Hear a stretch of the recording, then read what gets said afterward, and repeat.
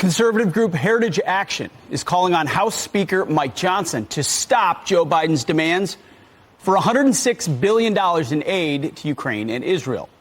The group sending a letter to the speaker saying, quote, any military funding for Ukraine should include a publicly available accounting of how the U.S. contribution has thus far been used in Ukraine and not cloaked in so-called emergency accounting gimmicks or combined with other funding provisions.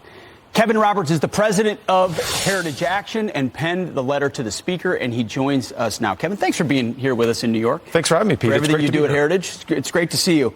The speaker's in a tough spot because he wants some border money. He's been pretty adamant on trying to secure that border.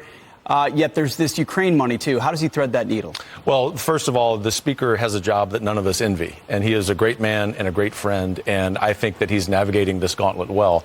But to the heart of your question, the first and most important pressing issue for all Americans is the lawlessness on our border. And so Heritage Action stands with Speaker Johnson 100%. With a comment he made on your show last Sunday, which is that border security is a hill he's going to die on. We're going to be there on that hill with him, giving him the intellectual ammunition to fight that fight. The good news is we're winning on that collectively, finally, because the American people realize it's such an issue.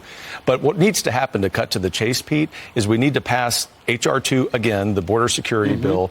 We need the Senate to actually buck up and pass the Israeli aid package. We need Democrats to join the Republicans on that. And to Ukraine, Heritage, of course, has been skeptical about spending $200 billion on aid to Ukraine that isn't focused purely on the military, that has no transparency, that has no strategic endgame, that also is not offset by other financial programs. If, in fact, we can meet those criteria, we think a standalone bill could be good. Speaker Johnson, we're cautiously optimistic, is going to thread that. So you want these all to be standalone?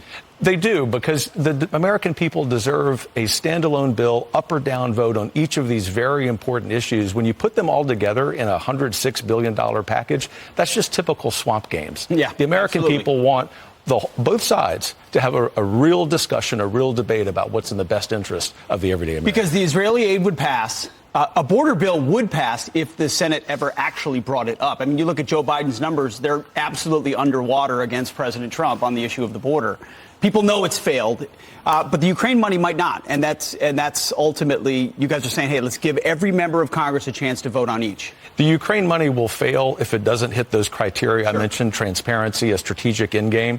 It has a chance to pass if, in fact, the speaker is running point on this rather than the Senate, because I think the speaker has a really good common sense view there. But the key thing is the American people want the pressing matters in their lives to be dealt with first. The border, the economy, inflation. You saw it. You covered it in the poll earlier in the show. If we do that, not only is it good politics, it's really good policy. Yeah, when I heard the speaker say that on our program, this is a hill I'm going to die on, I thought he's going to need allies on that hill. It sounds like Heritage Action will be there. Kevin Roberts, thanks for breaking it down. Thanks for having me. Take care. And Merry Christmas. Same to you. See you. You got it.